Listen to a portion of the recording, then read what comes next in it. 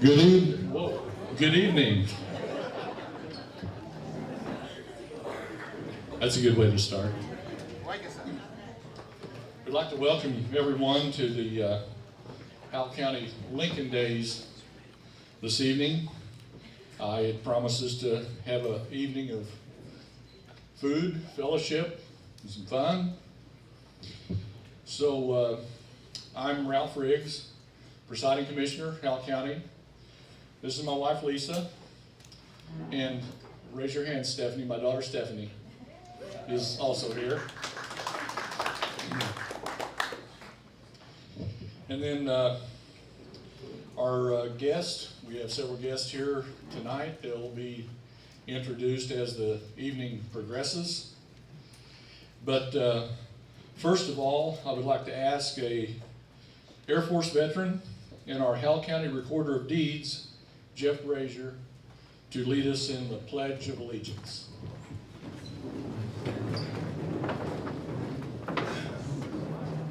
Will you please stand, remove your caps.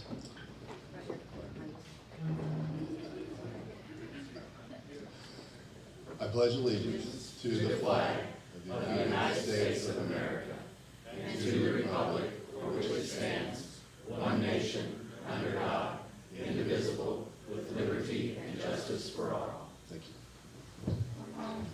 Thank you, Jeff. And at this time, I'd like to ask the Vice Chair of the Howell County Republican Committee, Lisa Ratsfield, for our invocation.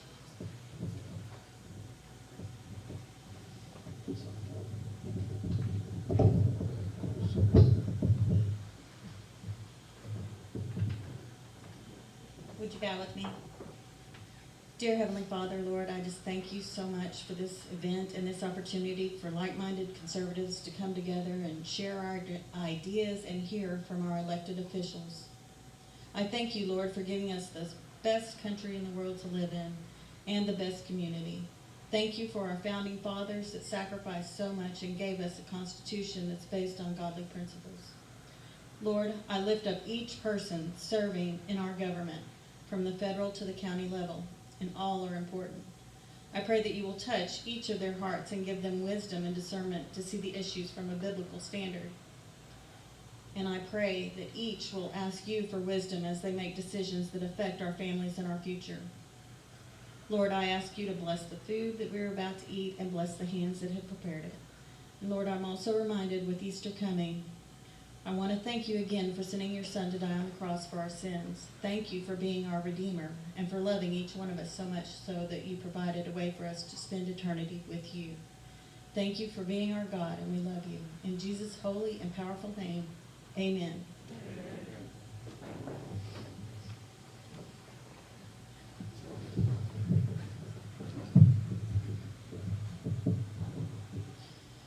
And then a reminder, we have we have silent auction items on the table there at the back.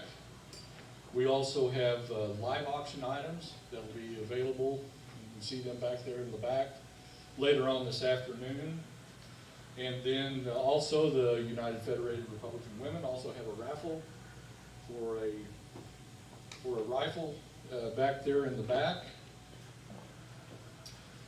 And I'd like to thank tonight's sponsors that are listed in our program, and for the donations provided. Silent auction. Now the silent auction,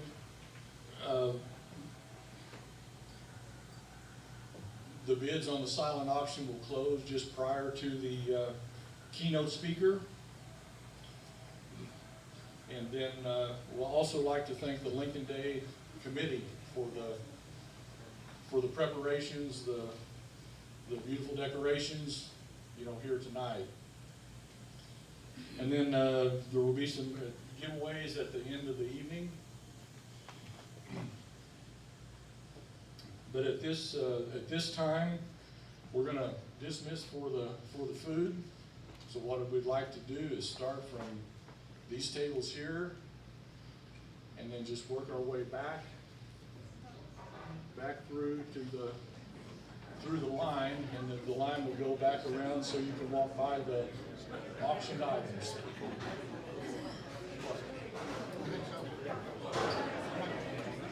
Yes, and this, this We're good.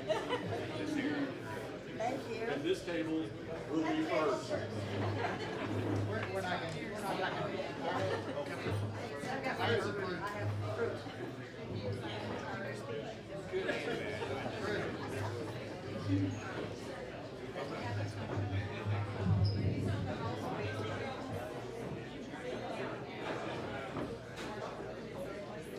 Well, there's the first. I feel like I've met him because No worries. Jason's You know what, it's a great evening, we had several things that go wrong, and we can laugh about it, and that's what makes them remember the event, so. whenever I was lost and didn't find the right place, I was in front of where his office is on the square.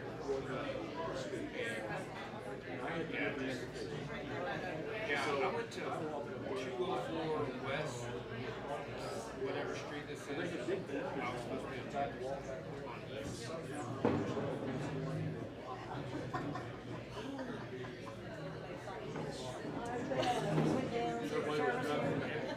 Identify as that side.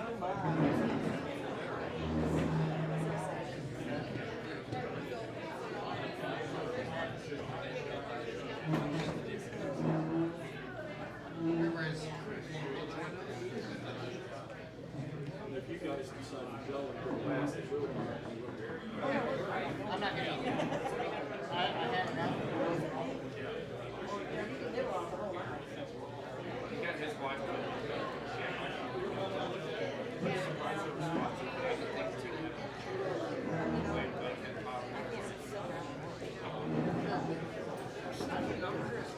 my business. He'll fill you in, or you get to talk with him. I'm running for governor.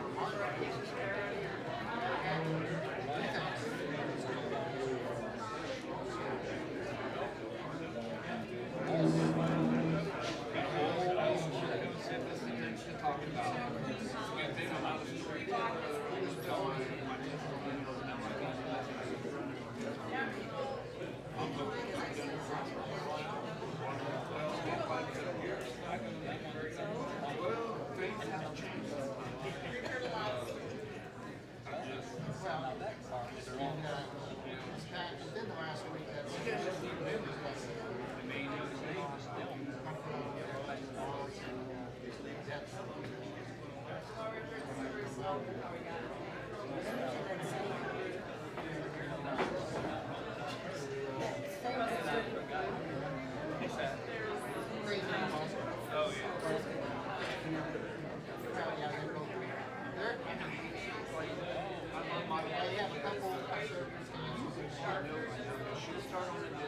And I can tell you things I'm like, babe, I'll listen to you.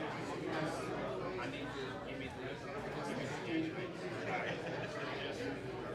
But if I know she's acting wrong, I know sometimes she just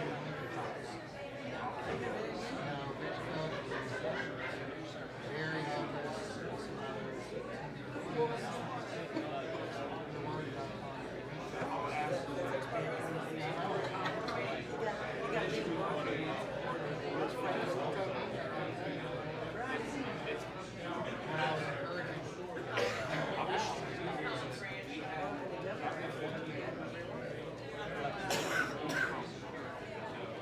He said the work was David Evans. That's the reason. I mean, I was very nice. It's an all guy.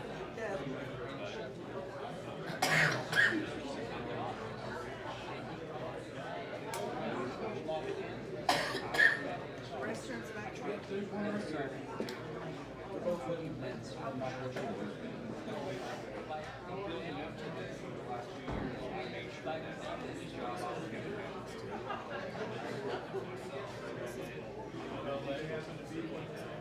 You guys chop liver? We're chopped liver. I can't believe, oh, I mean, you guys, We're oh, chopped you loaded liver. up and you're getting all your food. We're good. We're good. How are you doing? I don't want you to get up and like finish my speech because you've already heard pretty much my top stuff. You probably could.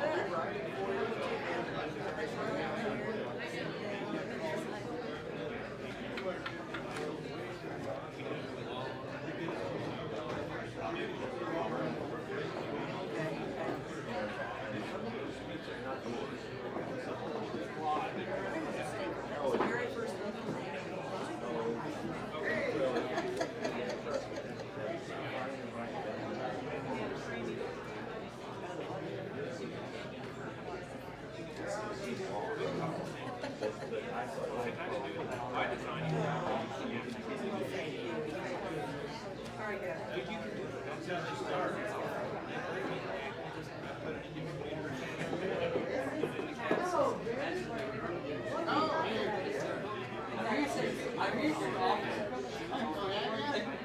And that seems up here. This is yeah. I think there's a thing that says that. Yeah, that's the chair. Will up here. You know what? Will won't even wear a thing that says He's embarrassed.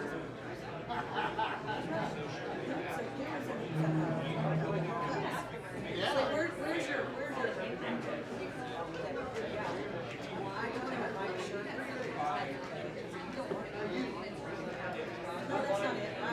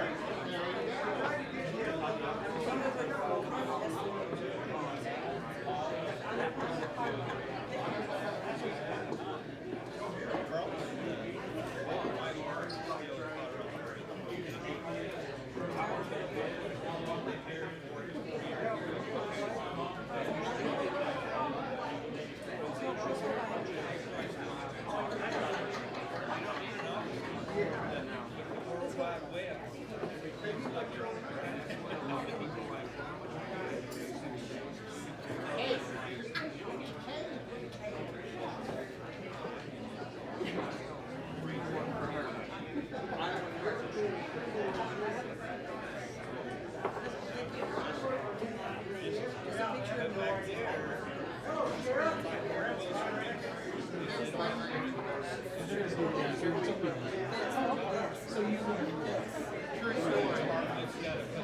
story. Wasn't like song. Make it happen. Big, make it happen.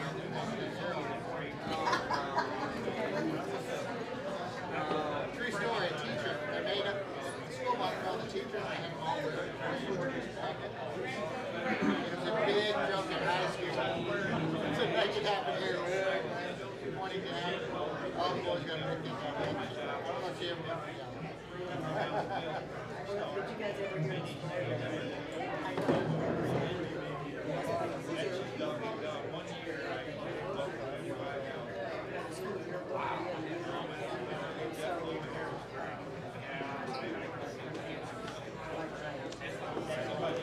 Anyway, so she comes to sit along and she brings it to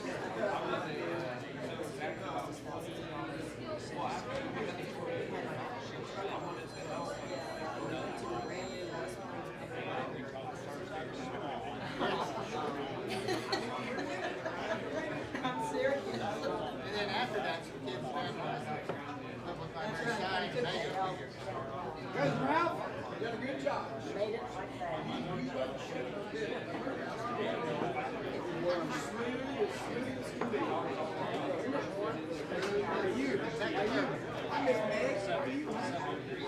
doing 100 work. Any big actions this weekend? Big.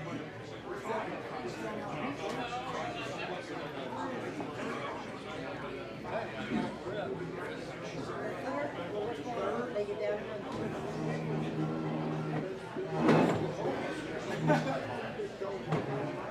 So Travis is here. The Latin fell out too cheap. Did you sell out too cheap? It was only $4. Keep going up. Gonna kick you down. Oh my gosh, oh my gosh. I've been here raised. They wife, all the kids.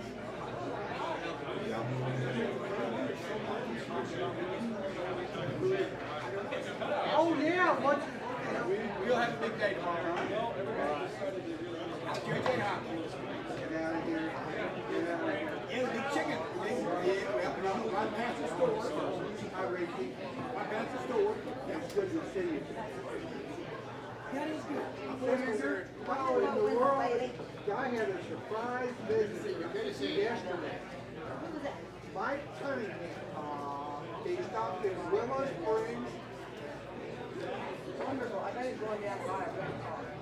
Well, Go look at a car. he did. I got big news for you. Big news for you. I read it. Hey, What's your big I news? read the extra chair. Come on up. Wendell. Is anybody with you? Yeah, John is in town. But no, I tell you, I'm Maggie. you got a buddy. Hey, welcome. I bet you. He's going to paint on my airplane. He changes his appearance all the time. I never get to. Paint on my airplane. Are you really? Matt, sorry, yeah. Pink and black. Just said Matt. I'm on the rest of it. I need to read Matt, it's good to meet you.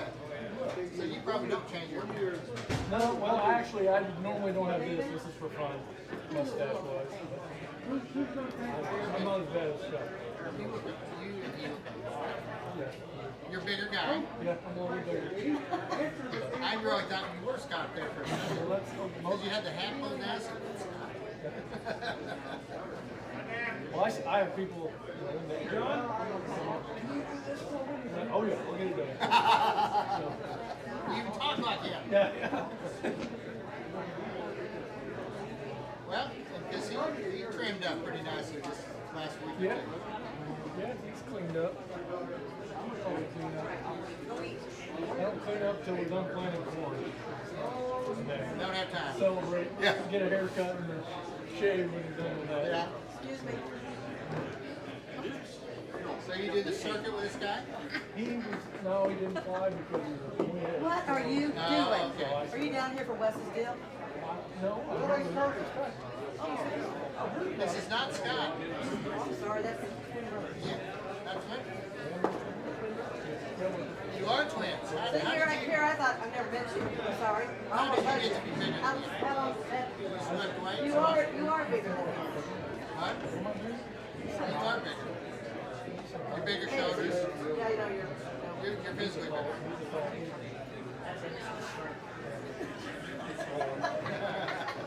I have fun with John.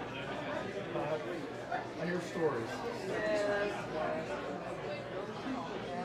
First time I met Scott, I got on him announcing his wife on the floor.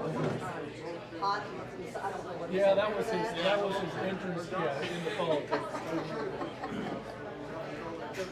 So, you guys have you run into a bunch of weather or anything? We drove. That's why I'm here. Ah. That's all. I was gonna say, I was wondering about you flying in. Winds were like over 40 knots. This is Ralph, Rick, Hey, Scott, Madison. National Winter in Montana. Oh, and disrupt your. Yeah, yeah. Well, Now, how did are you start to be? You hungry? Generally, you never know what's going on.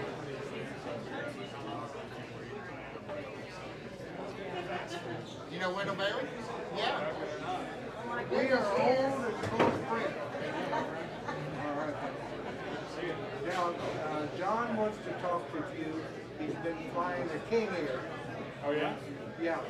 He's got a buddy named Scott Smith with Willow Springs. He just got his license to go citation. Oh, yeah? He went out to Oklahoma and did all of that schooling. Right. Type rating. And his buddy, Scott Smith, flies the King Air out of Olathe, Kansas.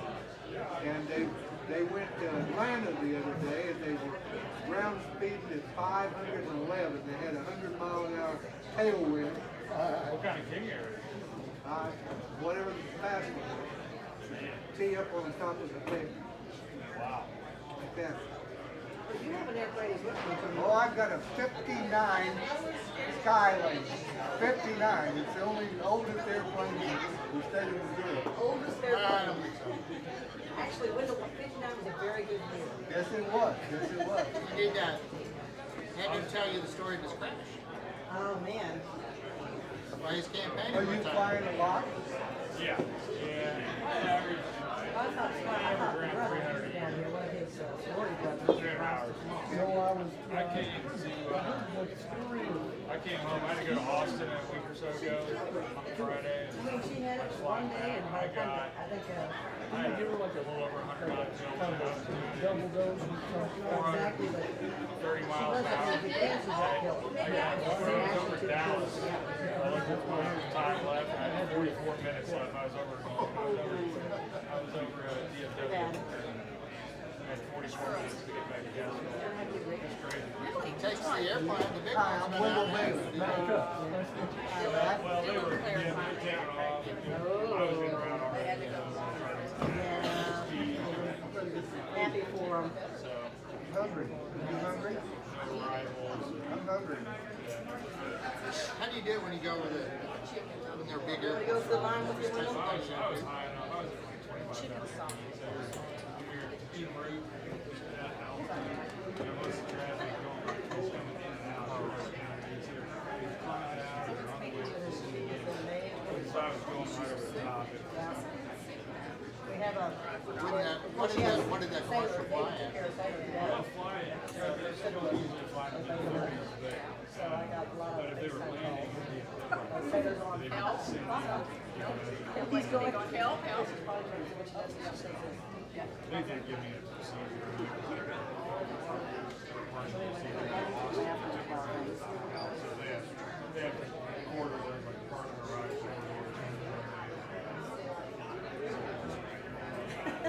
Fly down here or drive? I drove today because the winds were over 40 knots. Well, there's tornado warnings all over there. Yeah, I usually would fuck it up, but I just don't know. Today I just wasn't feeling fighting for 45 knots, 40 knots crosswind. Yeah. You're gonna have to do this. But honestly though, if he was like, I was like, you want to get, I got like 445. Yeah. I was like, So where do they do that? So if he wouldn't be able to go, I probably would have done it. So you're going to go out and plant corn with him now? No, I owe him one, I guess.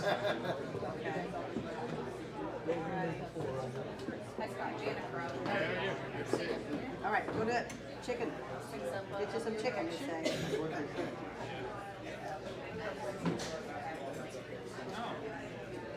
So stop by and say hi.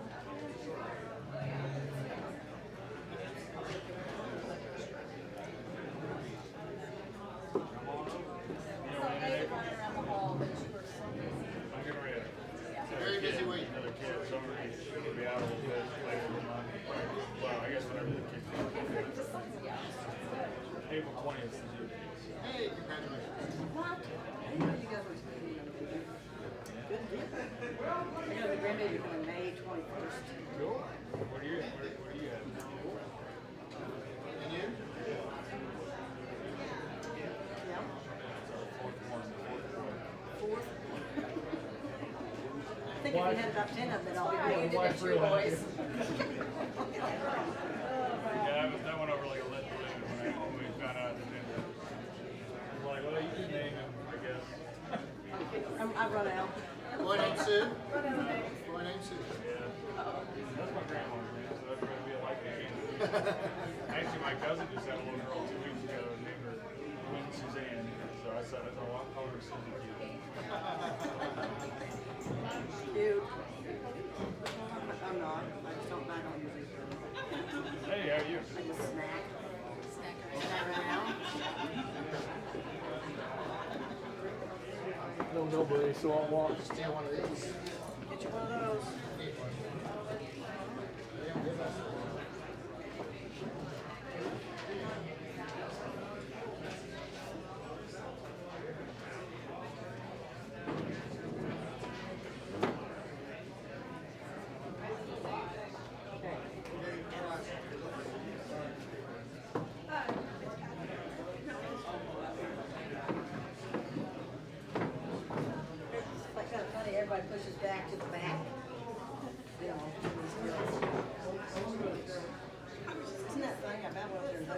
Scott.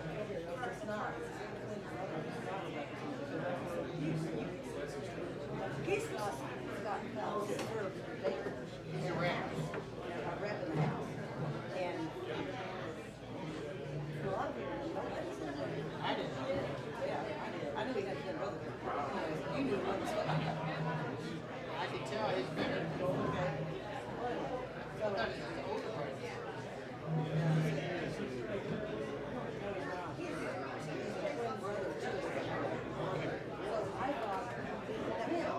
So I trot up there.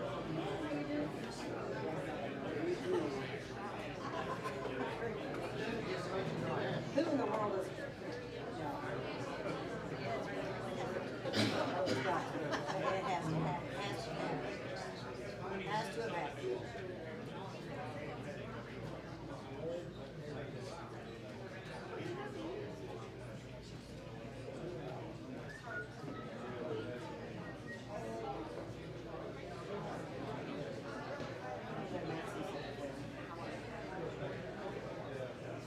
So we're saying, how's she doing? Not feeling good now. Where's all the,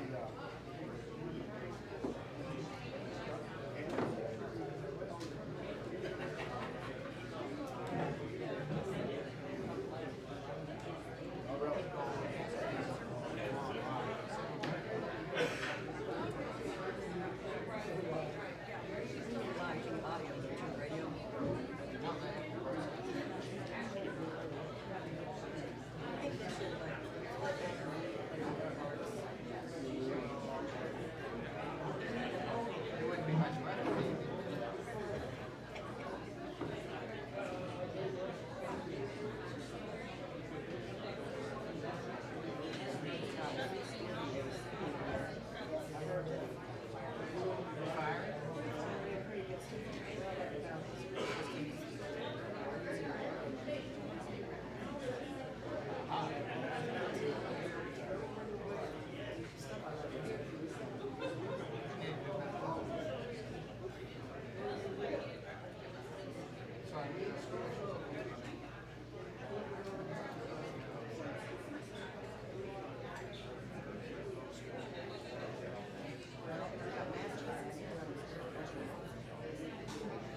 Yeah.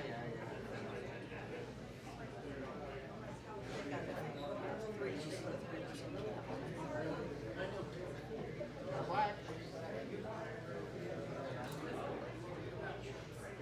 So how's John doing? Good. I never seen him.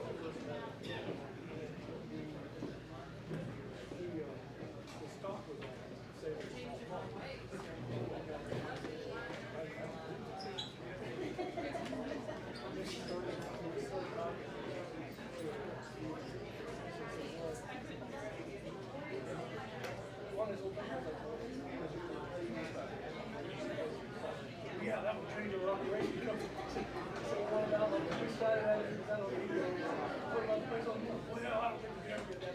I don't know if we could have all of it. Oh, that would change. Oh, so you'd be the only big farmer around here. Right.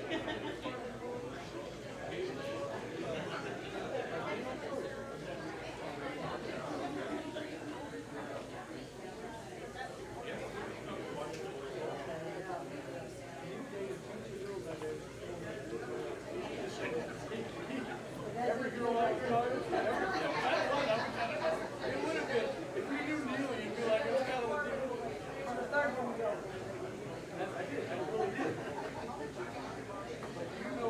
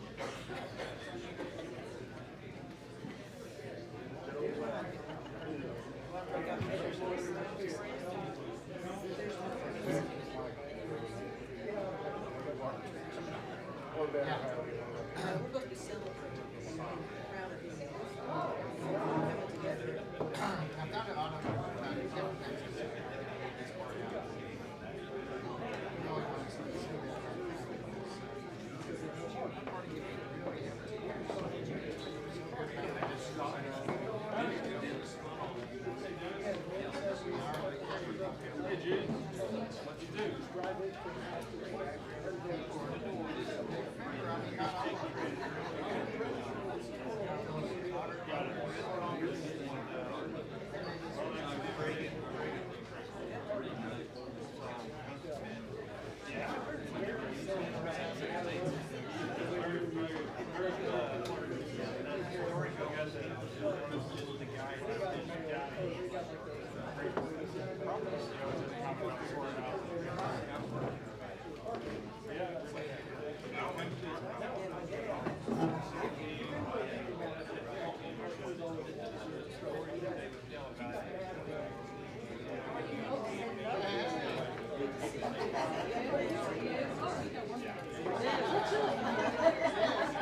Well, it wasn't a little bit warmer, man.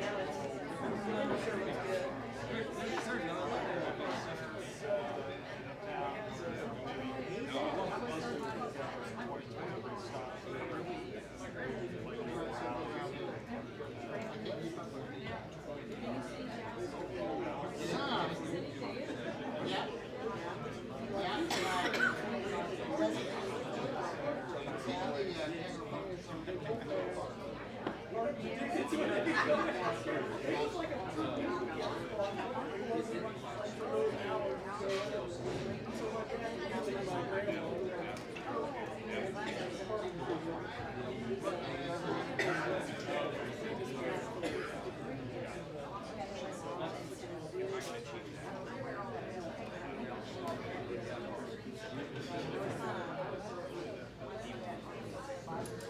Constitution's great. That's great.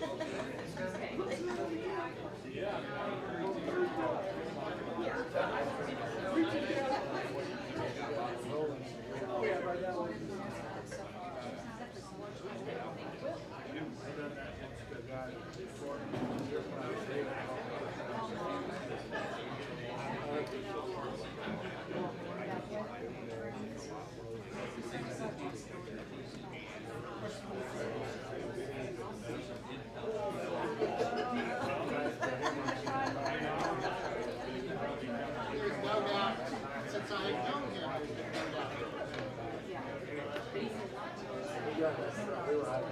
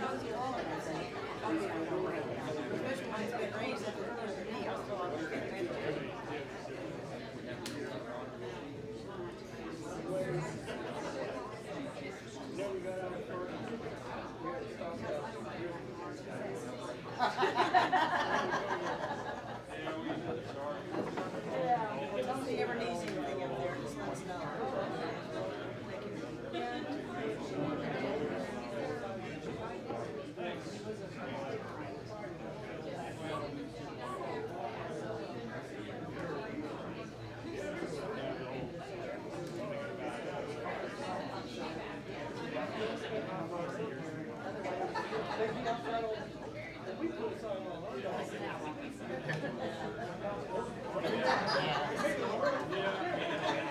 Somebody actually reads the sign,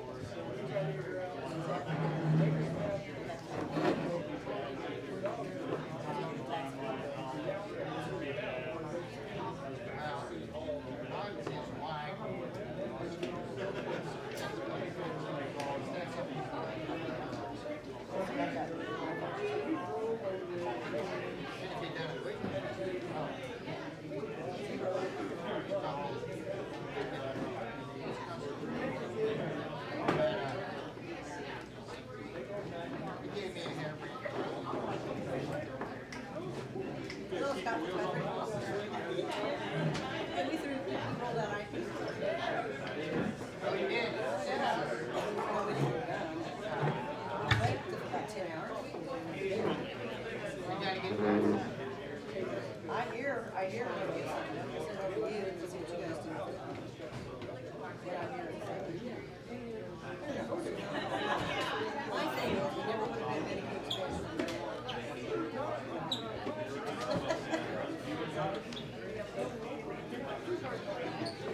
Yeah. Those two things make me think.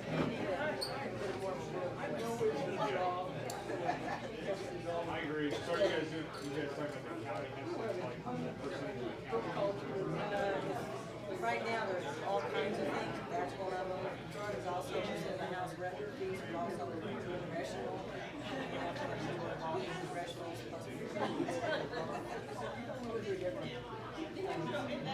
As far as what comes out, just as long as it will be hard.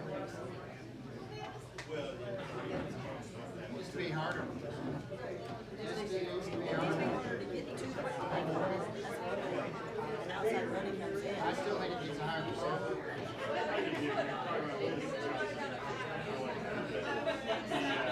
My line is it should be closer to the buy than the comic. Now we got comic. We've checked how many times in the last 60 or something? Hundreds. I said, mine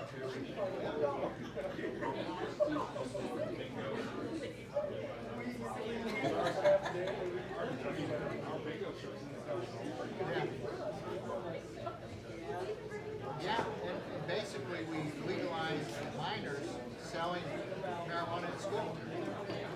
Marijuana. Page 38, they can, minor under 21 can sell, transport, ingest, use up to 3 ounces of big bag marijuana. Hey, Travis. Hello. Sandra. Where are you going? I thought you was coming to the front table. Can I come up here? Sure. Yeah. Maximum penalty is $100 civil fine. Civil fine, not a criminal, civil fine. So I'm on the rest. Sale drugs is cool. Yeah. I know. In case we have an accident. You know, I can have a sandwich.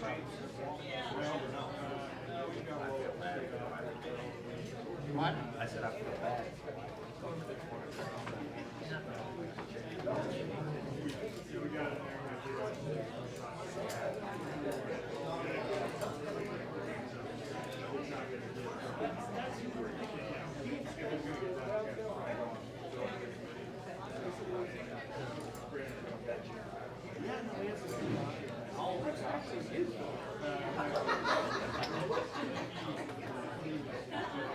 Oh, we've never treated them. You know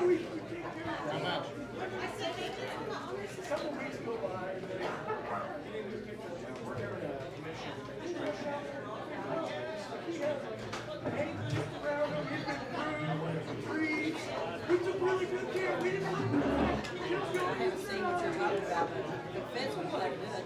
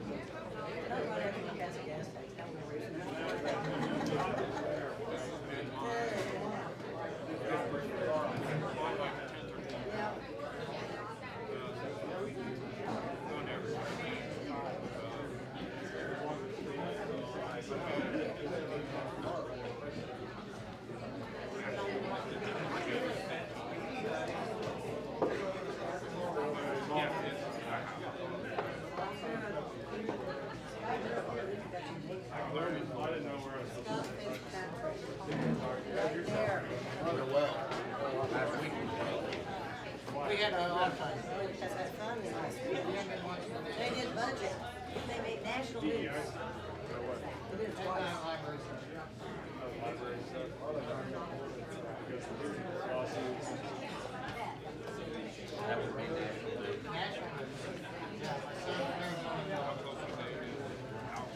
the last one was made national news. Important topic. But it doesn't take long.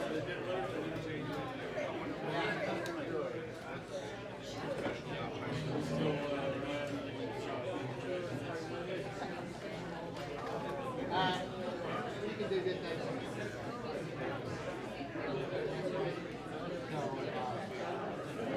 So yes.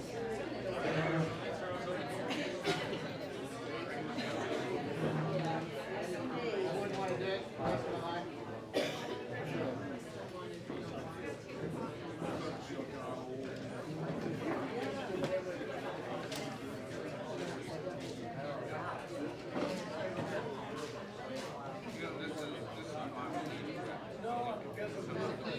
Tino, how are you? Good to see you. My wife's got No, he didn't stop by, so I got him out. I'm saying no. On the street. No, I just see it seemed like everyone there just don't. Good night. Okay, yeah, I was there. Yeah, see, he gets around still a little bit. He told me he was going down. Well, I texted him. Hey, buddy. Yeah.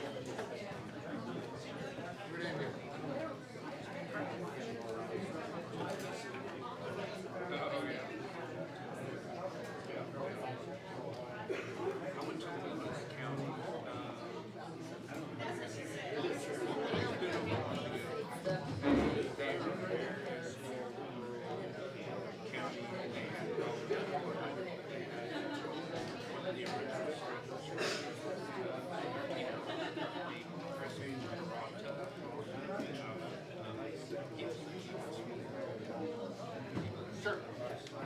Well, is everybody enjoying the food tonight?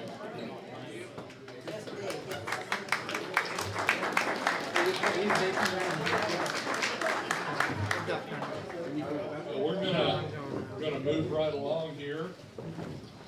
And at this time, I'd like to ask our county clerk, Kelly Wagner, to come and introduce the guests tonight.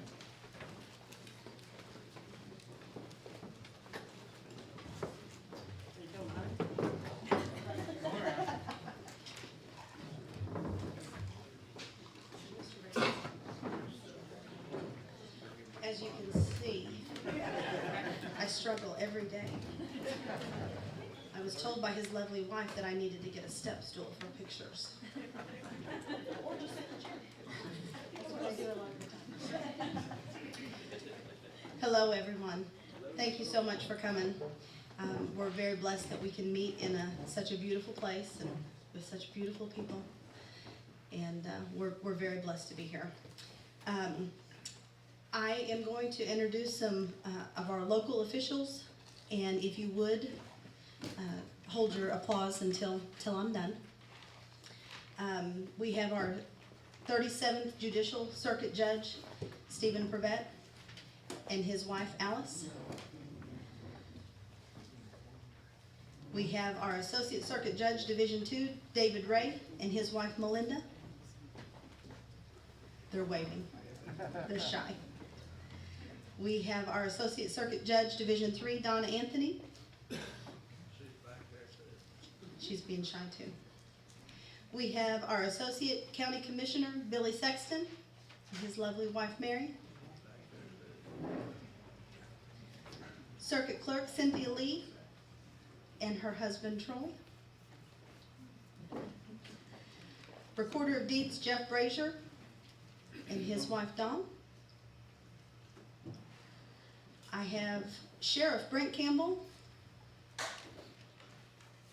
and his lovely wife, Jenny. County Collector, Janet Crow. I won't say lovely Blake. Don't be offended. Her husband, Blake. You have been called lovely? Okay. Public Administrator John Pruitt and his wife, Rebecca. Wave, Rebecca. I have our County Surveyor, Mr. Ray Riggs, and his lovely wife, Tammy. I have our West Plains Mayor, Mike Topliff, and wife, Pam. Where's Pam? She's being shy. First time ever. Just kidding. Sorry. Also, Ozark County Associate Circuit Judge Raymond Gross. At this time, if you are a member of the Republican Committee, if you would care to stand and be recognized, sorry. And if we could please give everybody a round of applause. Thank you all so much.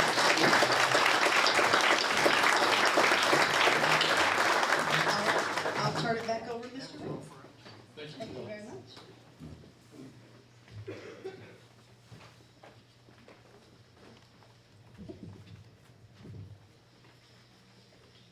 Well, at this time, there's another special guest that I would like to recognize, and that is our former state treasurer, Wendell Bailey.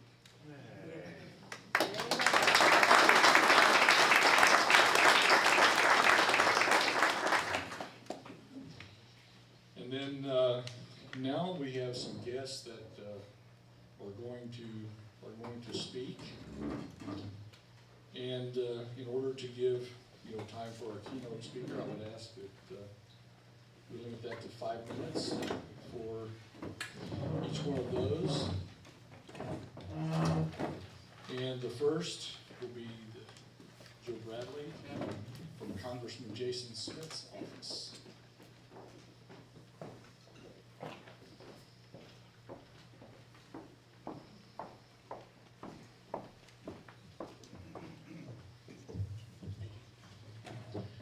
Hello, everyone. My name is Joe Bradley. I work with Congressman Jason Smith of the Missouri 8th Congressional District, as all of you know. The congressman sadly could not be with us tonight, but as many of you know, he's in Washington taking the fight to the Democrats, right? Which is what matters. So we want to thank you for your support. It's events like this and folks like you that fired Nancy Pelosi in November and keep the party and the message going. So other than that, I want to thank you for your time. If you have any questions, please let me know, or you can let our district office here in West Plains, led by Megan Nickey. Where is Megan? There she is over there. So if you need anything, please let us know, and that'll be all. Thank you.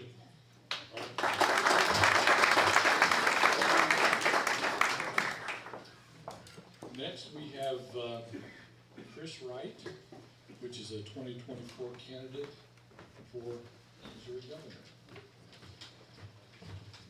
Thank you. Appreciate it. I like your hat. It's a pretty sweet hat. I'll keep it very short. As he said, I'm running for governor here in Missouri. I know a lot of you don't know me. Some of you do know me. I've been able to go around and meet you, but I'm just going to give you some main points of who I am and where I come from. As some of you know, I come from Joplin, Missouri, about 3 hours from here. We are experts in tornadoes, so if you ask, yes, I was there whenever it happened, and we know about it, but the good Lord has worked on a lot of things, and we've recovered. You go over there now, you don't even know a tornado hit, so very thankful. Married, 4 teenagers. Fortunately, one of them's out of the house, so really we just deal with 3 of them. And he was my one that I was worried about contributing to society, and I'm proud to say he works a 40-hour job. He doesn't live with me. He's on his own. A little bit about me. I own a construction company. Still have calluses on my hands. Probably something you wouldn't be used to as no offense, Scott, a politician. I'm not really making jabs at you, I promise. Just trying to paint a picture. My background, law enforcement, and I'm on my 24th year of military service. I'm still in the National Guard.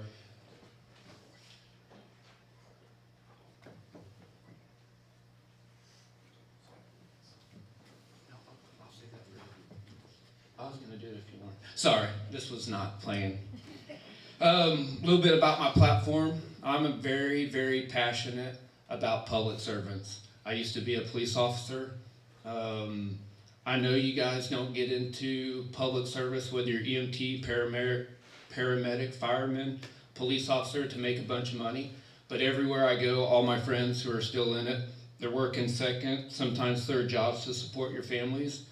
And that's wrong. I'm sorry. They're out there busting their rear ends every day to protect you and I from the dangers, from fires, whatever the case may be. And so that's one of my top priorities if I am elected. The other one, human trafficking. It's bad in Missouri. It's one of those things that I'm embarrassed to say we probably are top 3 in the nation in human trafficking. A lot of it's done through truck drivers. If you're a truck driver, please don't take offense to that either, but it's just, that's where a lot of it is. We have I-70, I-44, major arteries in the central United States. We need to do better. We can do a lot better with human trafficking. The third one is teachers. Not only pay, and we're starting to get better with pay, but teachers need to be able to teach curriculum. Whenever I say curriculum, we're not talking about the transgender stuff. We're talking about reading, writing, language arts, the basics. They don't need to be worried so much about the DESE, their administration. They need to focus on being teachers. So, yes, pro-life, got my little feet. Second Amendment, I'm in the military, always going to support that. But there's more to being a Republican than just those two. It boils down to being a good human being, and that's what I'm going to bring to the table to start with. Last one, I'll leave it at this. Jesus is King. God bless you. Thank you.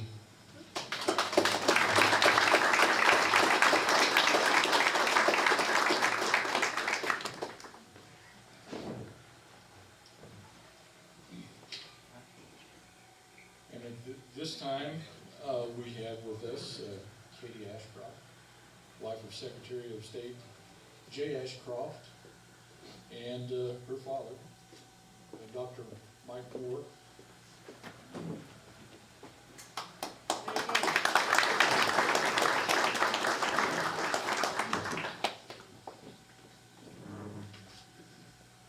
Thank you.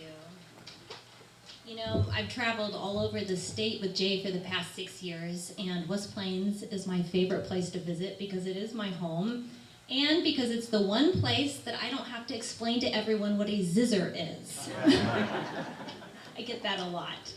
When Jay asked if I would come down to Howell County and speak on his behalf, I said, yes, I'd be happy to, but what do you want me to talk about? And he said, well, after a couple minutes of thinking, I'd really like for you to thank them for allowing me to do this job for the past 6 years and to serve as Secretary of State and make a difference in this office for our state. As some of you may know, Jay is a mechanical engineer, and like most engineers, he likes to see how things work. In fact, his mom tells stories about how he would drive her nuts when he was a kid because he was always leaving her clocks and her appliances in pieces around the house because he would take things apart and wanted to see how they worked and how to make them better. And I've really seen him apply that engineering mentality to the Secretary of State's office for the past 6 years.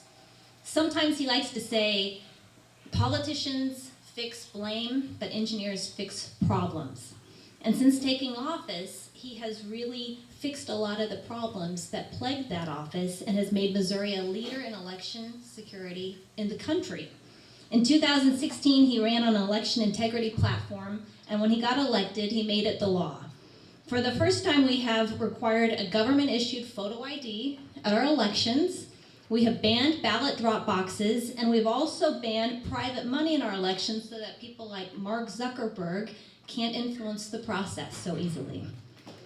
Yeah, it's a big deal.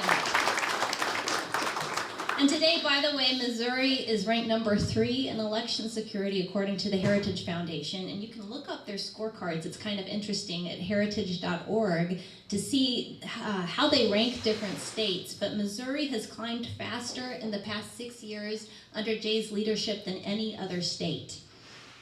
As Secretary of State, he also oversees the the securities industry, and he's watched as Wall Street banks and multinational corporations put their political agendas ahead of individuals and investors that they have a fiduciary responsibility to. He's proposed new rules that would require bankers who invest customers' money based on environmental, social, and governance, and that's the new ESG woke fad that we've seen, to disclose that decision to customers, because customers should know when a bank or an investor is making a decision that puts their political agenda ahead of returns for the customer. He also oversees the state libraries, and you may have heard about a rule that he put out that would require libraries to have policies that lets parents control what their kids access and make sure the material is age appropriate. And as the parents of 4 children, we simply believe that adult material should be restricted to the adults. It's that simple. He's led on these issues because he understands that's what he was elected to do. So this is the show me state after all. Thank you all for giving him that opportunity and for helping him fight for Missouri. We look forward to continuing that, and God bless you all.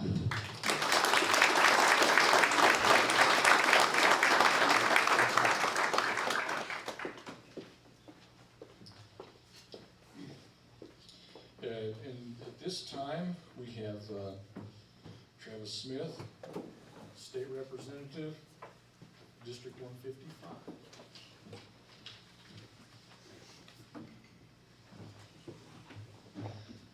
Good evening. Good evening. It's good to come back home. I always like being back where I'm from.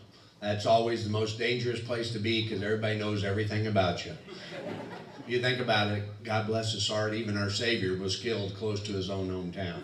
And the one thing, though, about being back home It's like being around normal people that have the same ideals. And I can tell you this week was one of the toughest weeks we ever had in Jefferson City, talking about the budget, and people sometimes on the left or the right throwing things in there that they knew would eschew things. And one of the things I really want to stress what's important with the Republican Party as we move on is we have to be united. One thing Ronald Reagan always said is don't bash another Republican, okay? Now, if you are running against someone, it's all right to say what your differences are, but this stuff about who's a rhino and who's not, that's crazy. Hey, Kate, I apologize. I've heard Ashcroft called that. He is one of the most conservative people I have ever known in my life. So as you go through, be very careful what you read on social media. One of the ladies who's the minority district leader for the Democrats put out a tweet yesterday that all Republicans voted against teacher raises.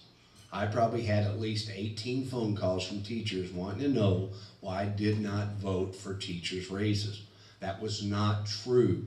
The budget had worked for months on their project. The budget was already done. We have what we call a balancing act at Missouri, where if you're going to take money from one area, you've got to put it into another. That was thrown on there as an amendment. It was already decided. And so when people look at that on social media, they're like, oh my gosh, you guys hate teachers. You hate education. Nothing could be further from the truth. If you ever want to know what's going on, feel free to ask any of us who are elected. We're up there every single day. Kenneth Skaggs, where are you sitting at? One of the things your dad used to say all the time was, you're going to go back home and sometimes you're going to have to make a vote and people are going to say, why did you make that vote? And his exact response was, you can tell them if you would have had the same information that I did, you probably would have voted the same way. And there are so much hours. Everybody who's in here as a Republican, you have a small business, you work hard, you believe in your faith. Everybody on our side of the aisle who's in Jefferson City is up there working hard for you. Don't feel bad about calling us and asking for help. That is what my job is now. I call it retail politics. And basically my business, my office is my business. And you are the customers. And our job is to take care of you. The state is no different than any other area in our society right now where there's just not a lot of people who are working. And the people who are working 12 to 14 hours a day. And when you call up there, and it might be call someone in the Truman office, you're on the phone for 30 minutes, God bless their heart, there are some angry people. Don't be angry at someone who's working 14 to 15 hours a day. Feel free to call our office, tell us what you need help with. If it's a license, passport, whatever, we can help with those things. Because we are right there in Jefferson City, we can usually walk across the street and talk to someone, and we've got the contacts. And we can't always solve every single problem. But the nice thing with us on our side, the Republican side, if something doesn't get solved, it wasn't because of lack of effort. We are working hard for you. We respect our time there. We realize that our time there is very limited because of term limits.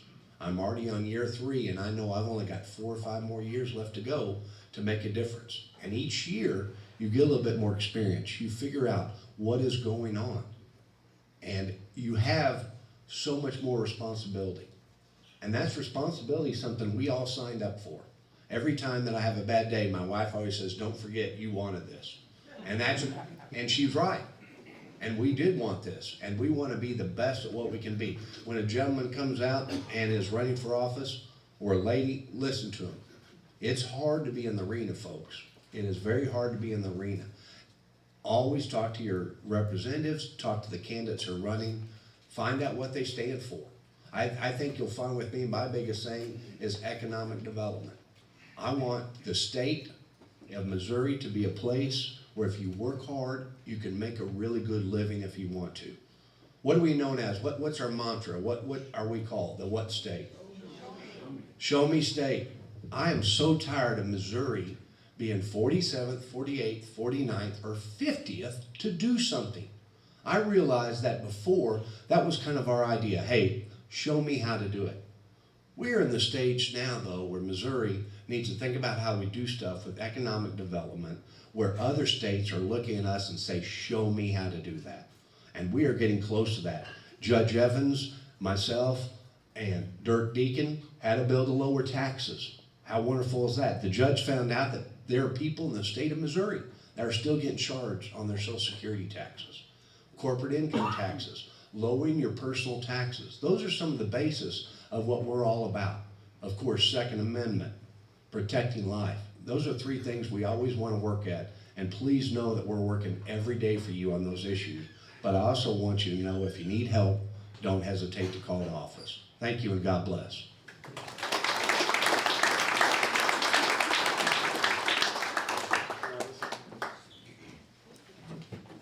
This time, we'd like to recognize Paula Slinger and her husband David here. Thank you so much. Thank you. Do you guys mind if I don't stand behind this thing? Because I can't move around. Is this like purple? It's like, yay, I'm free. Good evening.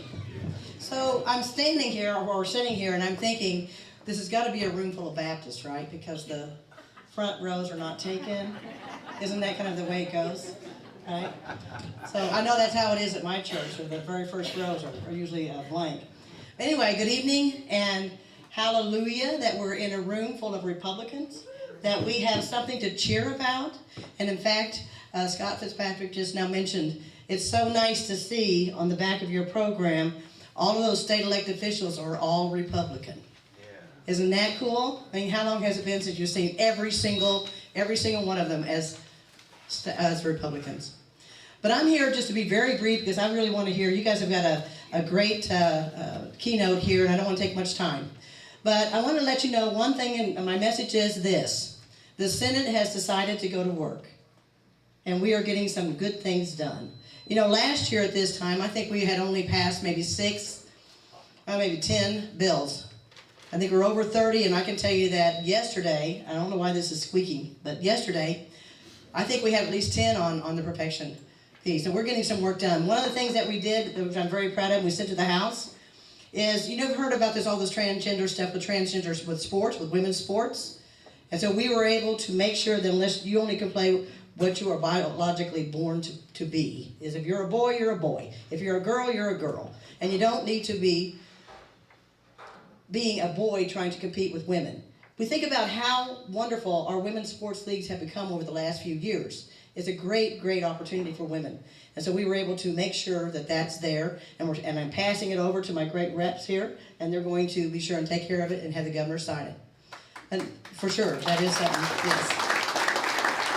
Also, I know that you guys have probably heard about the transgender piece when it talks about puberty blockers, talks about drugs, hormones, talks about surgeries on minors. And also part of that Senate bill that we sent over to the House will make that illegal as well, so we'll stop that. So those are two great things that we know that in Missouri, kids are safe and our women's sports are safe as well. You know, something else, initiative petition. We're doing a work this week on initiative petition. We started having a debate on that, and I think maybe 8 hours or so, we started working on that on the floor, of course, being filibustered by the Democrats. But I know, and you know, that we would not have Medicaid expansion, nor would we have marijuana if we had a way to where the rural voice could be heard. And that is what we're going to be doing, making sure that the rural voice is heard, whether we're separating it up from congressionals or whether we're going to separate it out to House districts, whatever it is. It needs to be where rural voices, you pass it there and you also pass it as a majority as a state. And that way we can protect our Constitution even further. You know, I think the main message here that I want to stress is we have a great slate of officers, slate of state office holders. You've got a strong majority in the Senate. You've got a strong majority in the House.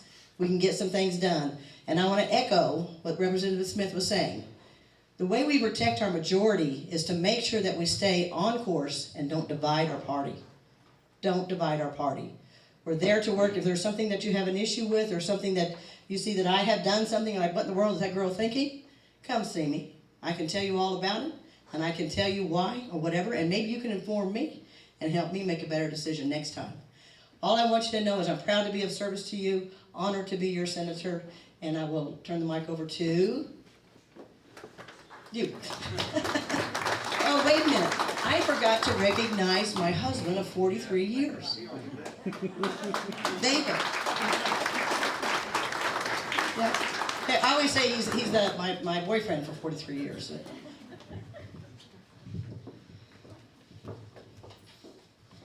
And Carla, I forgot to introduce you as State I'm your Senator, senator. Yeah. State Senator of District 33. Next, our State Representative from District 154, David Evans.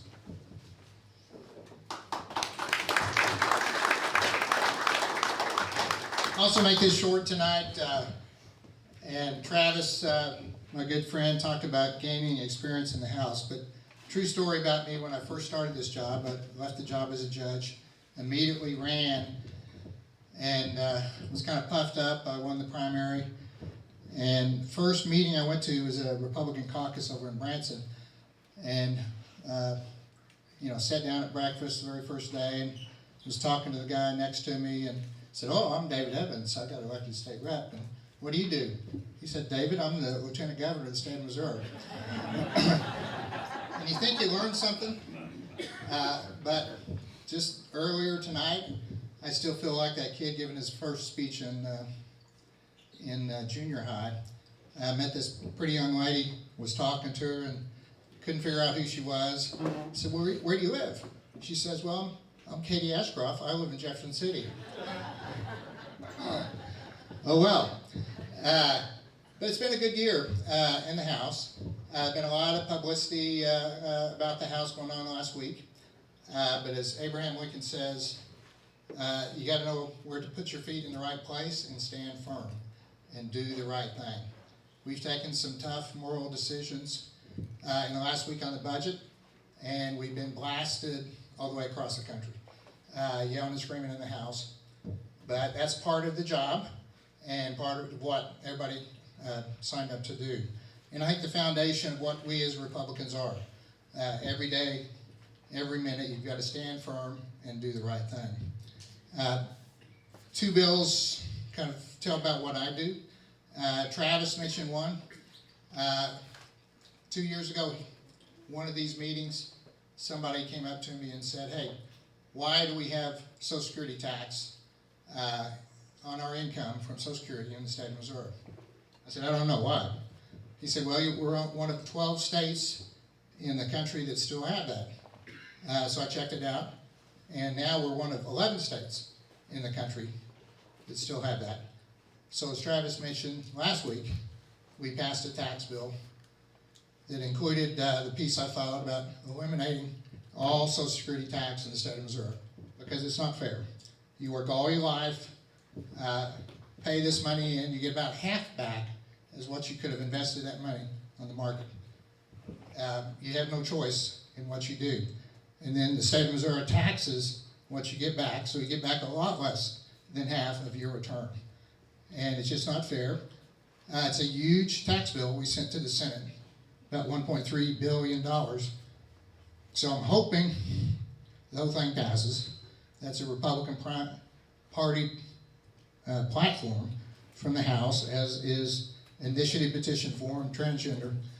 We're hoping to get all three of those important issues passed this year. So the rest of the time, I just want to mention two people, and that's one of them, both of them are my friends. Scott Fitzpatrick, I kind of owe Scott. He moved up from the House. He was the budget chair in the House of Representatives, was a phenom. Everybody bragged about Scott on the budget committee for years. But he started working in high school, fixing docks at a lake. Now he has an international dock company that he built from scratch. And he worked his way up from the ground up in politics. The most cool thing about him, you can call him up on the phone and he'll talk to you. He's down to earth. He's never forgot who he is as a person. And I think he's got a great future in the state of Missouri. The second person is a real good friend of mine, We went to school in high school. Dennis, come on up.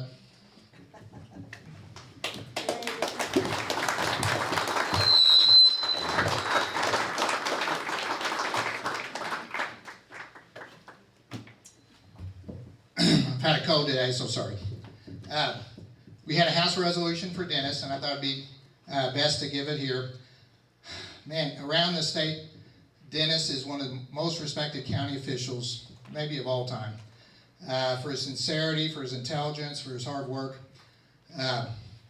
In my last job before elections, and this is true, I would call Dennis up and say, hey, what's the big issues here? What do I need to look out for? What are the statutes? He was the go-to guy about elections with county offices across the state. And is a good friend, a good person. And Dennis, we're going to miss you, your integrity, and your intelligence. Again, sorry folks, I'm losing my voice. So Dennis, this is from the House of Representatives, recognizing you for your outstanding achievements, your character, your reputation, your professionalism, and your consciousness. Thanks for a lifetime of service.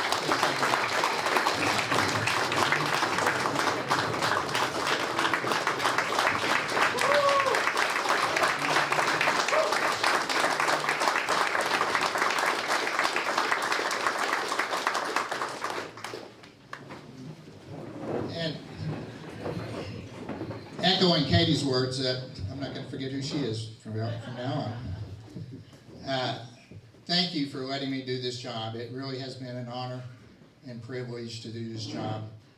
And again, what I try to do is to do the right thing, to stand firm, to represent your values, represent this country, and do the right thing for families, for the community, and for God. Thank you very much.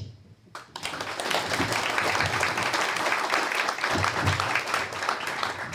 you, David. And I can certainly say that Dennis has been a great friend to me, too. At this time, the silent auction will close, and it is time for our keynote speaker. Scott Fitzpatrick was sworn in as Missouri's 39th state auditor on January 9th, 2023, before being elected as Missouri State Auditor. Scott served as the 47th Missouri State Treasurer. Scott's record as treasurer reflects his commitment to fiscally conservative values, as well as his support for small businesses and Missouri families. Scott was first elected state representative in 2012 at the age of 25 to represent Berry and portions of Stone and Lawrence counties.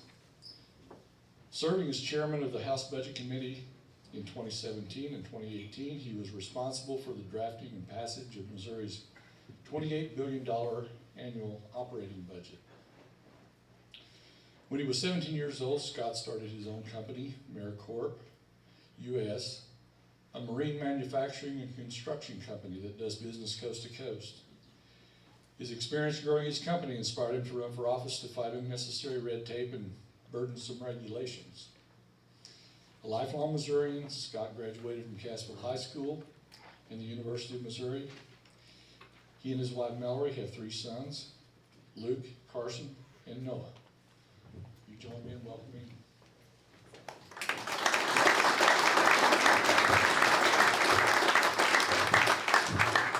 Well, thanks. It's good to be back. I was here, and shortly after I became treasurer, it was at the event was, I think, at the Civic Center. I was talking to Dennis earlier about that. But thank you for the invite back, by the way. And that was right as I began kind of hitting the Lincoln Day circuit for the first time as a statewide office holder. So it's been a few years, and it's good to be back. I did stop we were on the bus tour in 2020. I'd stopped in with the governor, and we had an event then as well. But it's always good to, even when I was the state treasurer at that time, I was only the second most well-known state treasurer from the state of Missouri. Wendell always, everywhere I would go, everybody's like, you ever heard of Wendell Bailey? Like, oh, trust me, I've heard of Wendell. So everybody talked about his Brinks truck, and actually Wendell named the Link Deposit Program MoBucks, and the late deposit program is a deal in the treasurer's office where basically the treasurer will put money in community banks and those banks use those deposits to make low interest loans to businesses that are tied to those deposits. And did it start under you? Yeah, okay, so the program started under Wendell back in the 1880s, or no, sorry, 1980s. And he called it Mobucks, and then every time a new treasurer would come in, they'd rename it and try to put their own little stamp on it. Well, when it was my turn to rename it, I'm like, we're going back to Mobucks, guys. This is the best name. Sorry, Missouri First. They tried all these different things, and we went back to Mobucks, and it was the best name that it ever had. And everybody still knows Wendell better than I know anybody else who's been state treasurer in the history of Missouri. What number were you? Like 42, 41? What were you? First one since 1928. First what? No, what number? Which number treasurer were you? I was 47. You were? No. Okay. All right. Well, I still remember what I was. Happy to be there. Yeah, he's just happy to be there. But anyway, he's been a good advisor and supporter over the years, and we stay in touch. And you guys have a good legislative delegation here. Looks like Travis is maybe gone, but he's a great guy. David and Carla represent you guys incredibly well in Jefferson City, and they talked about a lot what's going on in the legislature, so I don't need to touch much on any of that. Katie Ashcroft talked a little bit about ESG, and if I have time at the end, I'm going to talk a little bit about ESG, because that's something I've worked on a lot, both in my role as state treasurer and something I'm going to continue working on as auditor, and it's something that most people, I bet if I asked for a show of hands, actually I'm going to go ahead. How many of you actually know what ESG even is? So maybe like 4 or 5 people. So I'll talk a little bit about that, because it's a really important issue that I think people need to be educated on. And Secretary Ashcroft has made it a point to be involved in that issue as well. And I think the more people we can get talking about the issue and understanding it, the better off we're going to be and fighting back against it. So for those of you, Ralph talked a little bit about my background. I'm from Southwest Missouri. I normally fly. David gave me an Abraham Lincoln quote. Another Abraham Lincoln quote is, "Don't get in a small airplane when the winds on the ground are over 40 knots." He didn't actually say that. Airplanes didn't exist when Abraham Lincoln was there. But so we drove over. So this is Matt Cupps. He rode along with me. His brother is Scott Cupps, who's the state representative. They look very much alike. They're identical twins. So sometimes I'll bring him along and he'll pretend like he's a state representative and get his brother in trouble. So he's going to help me stay awake on the drive home tonight. But anyway, from Southwest Missouri, grew up at Table Rock Lake.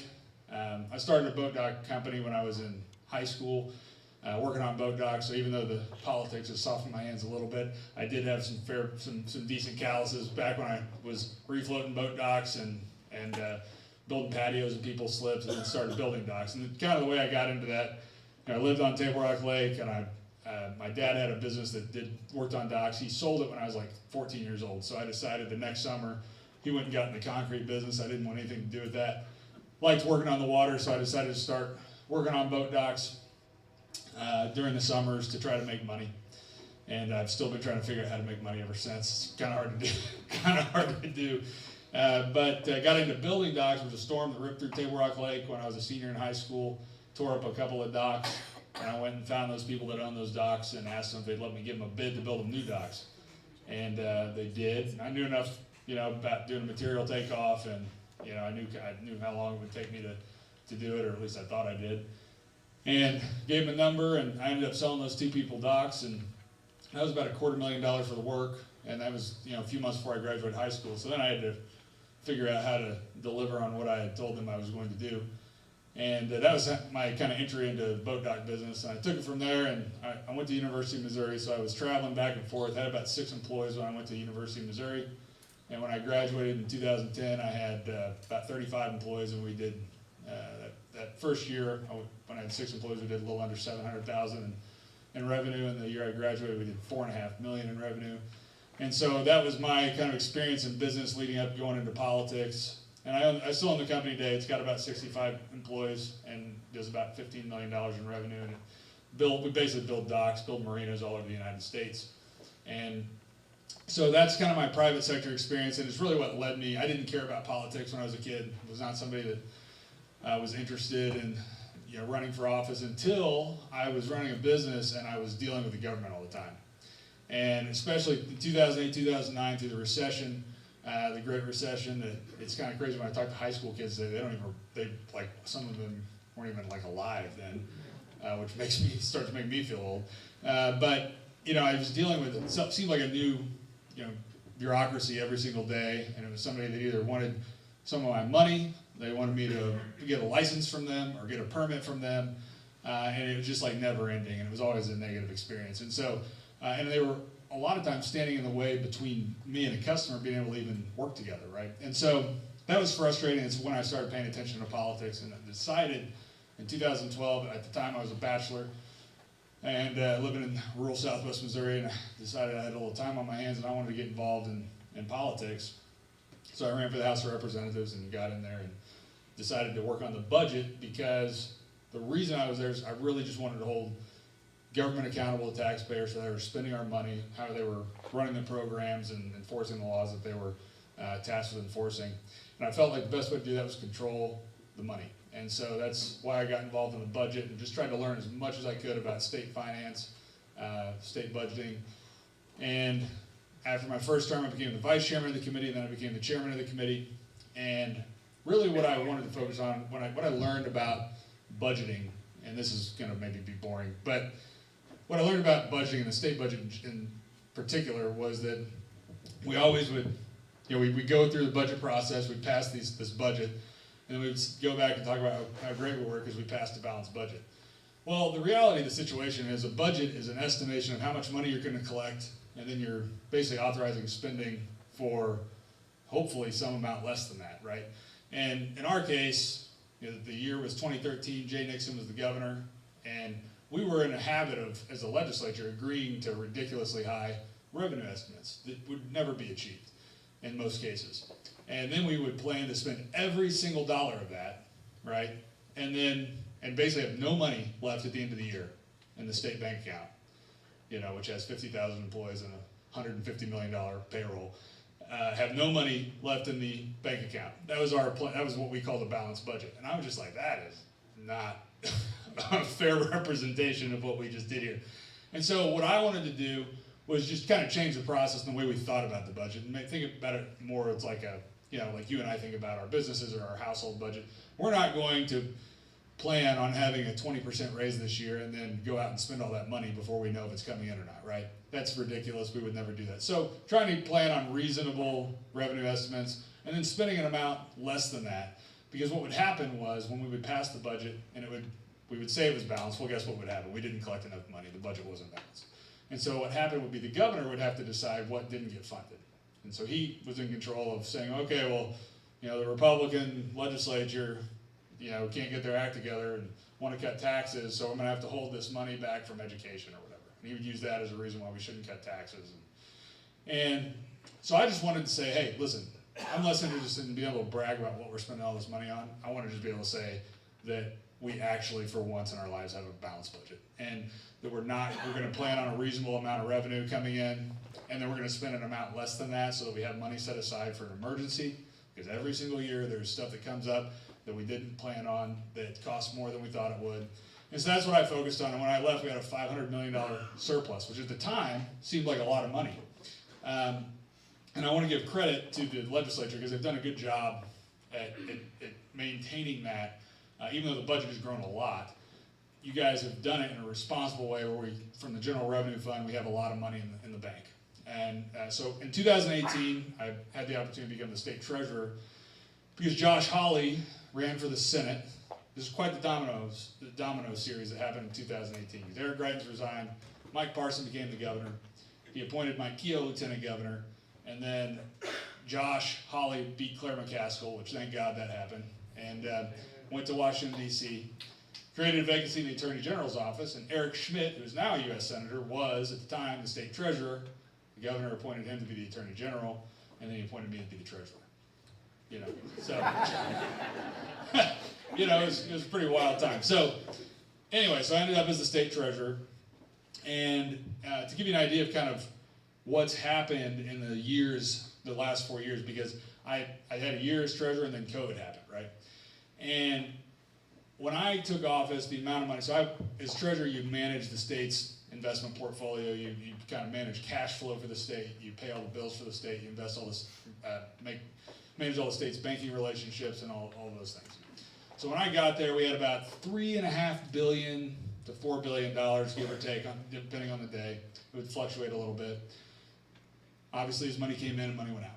And so that had been the case for a while. I think back in the 90s, maybe when Wendell was there, it was actually more than that, maybe $7 or $8 billion back when there was a little more money before the Hancock Amendment kicked in. Well, when I left office 4 years later, we had $16 billion in the Treasury. So the amount of money in the state Treasury quadrupled during that 4-year period. And as much as I'd like to be able to take all the credit for that, what was happening was a handful of things. So when COVID happened, obviously we were very concerned that the economy was going to be significantly disrupted and tax revenues were going to decline significantly. And another thing happened was the tax due date, it was delayed from April to July, so it moved that tax due date in 2020 from one fiscal year into another. So we had to cut a lot of spending, which means that once we were able to actually collect that money in July, we had a lot more money coming in. Well, also what happened was the Congress decided to pass a bunch of economic stimulus programs that, where they did the enhanced unemployment benefits, so we're paying people $50,000 a year to not work. They passed the Paycheck Protection Program. They passed the $2,000 stimulus payments. I mean, the list goes on, right? And then in addition to that, they sent hundreds of billions of dollars to state governments to spend, and it started out being very restrictive, and by the end they just completely blown the rules out, to where you can use the money on pretty much anything. And so tons of money flowed into the Treasury. That means a lot of money started being appropriated. Then there were more stimulus packages that got passed. The last one that sent a lot of money to state governments and local governments was ARPA, which was passed after Joe Biden took office in 2021. The Democrats passed that, I think, without a single Republican vote. And it sent, more billions and billions of dollars more to the state and to local governments. And so we're in a time right now where more money is still, even today, being spent because of the COVID decisions that were made. It was really an opportunity for the Democrats to try on their socialist shoes and see how, hey, they were trying out basically, they were calling it other things, but they were basically trying out universal basic income. They made it to where we couldn't take anybody off Medicaid during the pandemic. So, what would happen is eligibility reviews stopped. Nobody was being reviewed. So we probably right now are paying for Medicaid, because a lot of the Medicaid population is on a managed care model, which means we're paying basically an insurance company an amount of money per month for each person that's on that Medicaid roll. So I guarantee you, there are people on there that we are paying for that are dead. There are people on that list that we are paying for that don't live in the state of Missouri anymore. And there are people that we are paying for that make way too much money to be on Medicaid. And that's happening because basically, as a condition of receiving this money that has come from the federal government, the state had to essentially agree to stop conducting eligibility verification on Medicaid recipients. So as a result, I think we have literally probably hundreds of thousands of people on Medicaid right now who don't belong there. And that's I think the emergency declaration is probably going to end in a couple months, and then that's going to start to all get exposed, and we'll know, hey, we'll be able to go in and audit that, look at, hey, how much money did we spend over the last 3 years on people who are on Medicaid that didn't belong on Medicaid? And I think that number is going to be staggering. But to give you an idea of what's happened from a budget perspective, so when I took office in 2013, the budget was $24 billion. When I left 6 years later from the House, it was $28 billion. And the budget 4 years after that, last year, was $49 billion. That's to give you an idea of just how much. What was it this year, 45? It did come down a little bit. So some of that money is going to run off, because a lot of the one-time stimulus money, so it's back down to 45, but it's still, almost not quite double, what it was 4 years ago, And that's just the state government. Now you have every county from this ARPA bill, every county in the country, so every county in Missouri, but also every county in the country, got a massive payment. I don't know. I saw, what did Howell County get? $8 million. Berry County got $6 million. That's Berry County's annual budget. That's where I live. They got an extra year of budget just money put in their bank account. And so, and the counties, by and large, because the counties get audited very regularly, right? So the counties generally are good at following the rules, they do all the right things. But every city also got a big chunk of money. And that's where a lot of things can go kind of crazy a lot of times, is in those they don't get audited nearly as often. And so when we're talking about risk of fraud, you know, one of the reasons I ran for auditor is because I felt like there was a couple reasons. Number one, it was the last office in Missouri that was held by a Democrat, statewide. And it had been over 100 years. We've lost it. In 2018, when Josh beat Claire, we lost the auditor's race to Nicole Galloway. So we should have won, you know, in 2018, and we didn't. So I wanted to make sure we didn't do that again. And I thought I was equipped to be able to go out and win that race. And that was one of the reasons I ran. The other reason was because I told you why I got into politics. I really wanted to, you know, focus on how government was spending its money, how government was operating the programs, and hold it accountable to taxpayers. That's really what the job of the auditor is you have, instead of being one guy on a budget committee reviewing thousands of documents, I'm now, you know, the state auditor, and I have 120 staff that our job is to go out and look at how the money is being spent and find waste in government. And so there's never been a time where there's been a greater opportunity for money to be wasted when you just look at the amount of money we're spending. There's never been a time where the opportunity has been greater for money to be wasted, for money to be stolen, and just flat out abuse of taxpayers to take place than there is right now. And so, you know, we have a whistleblower hotline in the auditor's office. We get calls every day.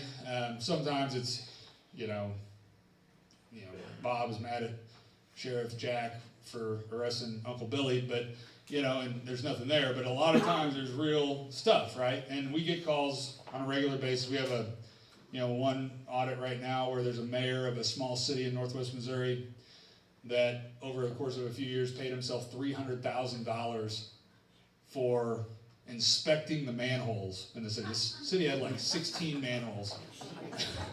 And I was looking at them every day.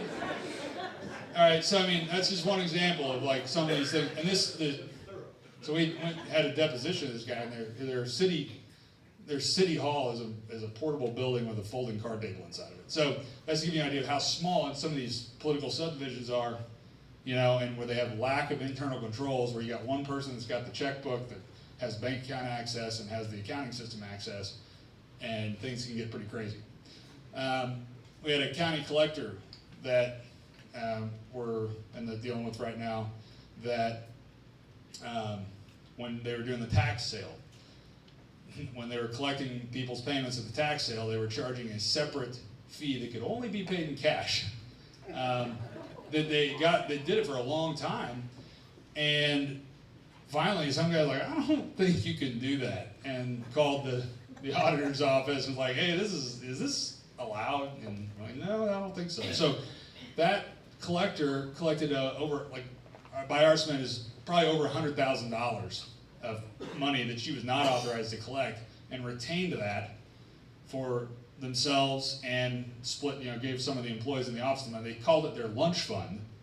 It's a hell of a lunch fund, $100,000.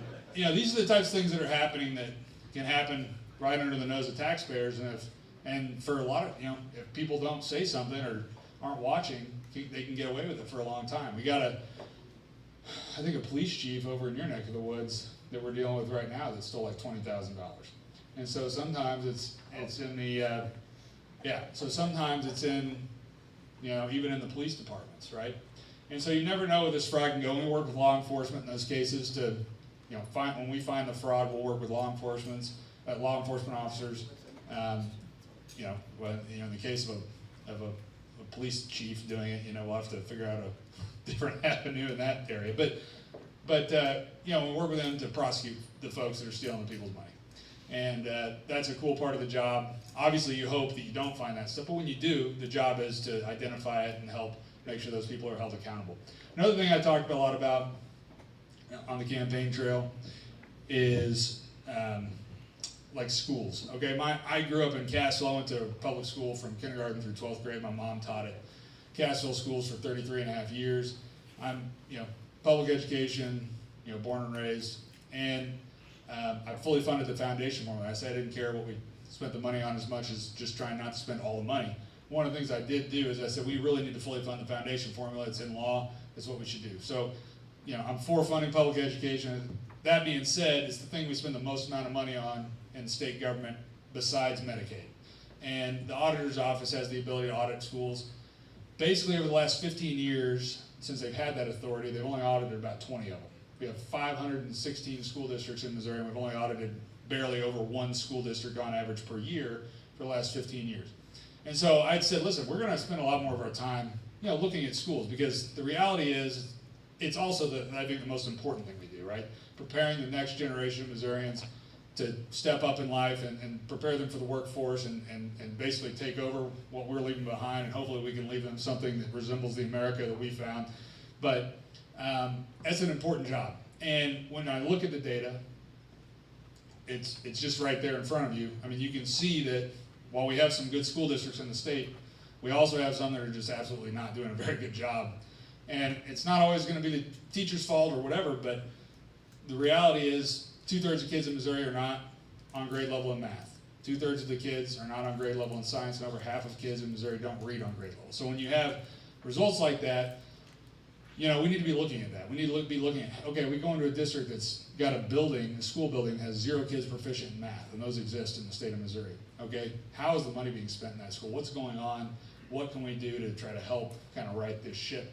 And so that's something we're going to be looking at on the curriculum issue, and whether we're talking about CRT or sexual orientation and gender ideology curriculum, if that stuff is existing in school districts. The legislature is working on legislation that's going to address those types of things, and when they do pass something, we'll be able to look at compliance with that statute. So that'll be something, when we look at the performance objectives and the things that go into an audit, we'll look at, hey, are they complying with whatever law the General Assembly decides to pass relating to curriculum, all right? So that's another important issue there. Am I too long? You want me to shut up? All right. So those are some of the things we're focusing on right now in the auditor's office. You'll be shocked to hear this, but it wasn't in the greatest shape when I inherited it in terms of kind of the condition of the office and the staffing levels, and so we're in the process of kind of putting the pieces back together. There just hadn't been a lot of attention paid in the last couple of years. When I got there, the IT guy, I'm getting my stuff set up, I need a computer, and they're like, do you want an email address? I'm like, yeah, I'd like to have an email address. Well, I didn't know, the other people. So the chief of staff, the guy that's supposed to be kind of, running kind of the day-to-day of a lot of the functions of the office, had the IT people make it so that if you were a state auditor's office employee, you had to be on an approved list for your emails to go through to his inbox. And so, if you were not on his list of people who were approved and you sent an email to him, it would just bounce back as undeliverable. And, so, you couldn't get a hold of these people, right? The people that are doing these audits can't get a hold of the people who are in charge of the office. It's a pretty bizarre situation. So we're just trying to kind of build the thing back, and it's like culture shock that we're there, and that they can talk to us and we're engaged in what's going on every day in the office. So we're going to continue that. So I'm going to talk about ESG. All right, so like I said, Katie touched on it a little bit. ESG stands for Environmental, Social, and Governance. And back when I was in business school at University of Missouri, and I was taking business management, which, by the way, if you have kids, I would strongly suggest not going the management route. If they're going to go to business school, I could do something that's less philosophical. I'd do finance, but I did management. So, they're talking about, at the time, the latest alphabet soup 3-letter acronym was CSR, Corporate Social Responsibility, and it's like this ever-evolving kind of thing. As soon as one gets kind of worn out or politically charged, they just find a new acronym. But ESG is kind of the latest iteration of socially responsible investing. So that started back in the 70s or whatever, whenever people said, well, we're not going to invest in sin stocks. We're not going to invest in tobacco or alcohol, or if you were a left-winger, maybe firearm companies. And that was kind of the original socially responsible investing, what is now ESG. Well, now it's kind of morphed, and they are talking about environmental, social, and governance, right? And what that is, and what people don't understand is this is happening with your money. if you are somebody with a retirement account, how many of you have a retirement account that has exposure to the stock market? Okay, well, if you are not personally voting on the issues that come before you on a proxy vote, right?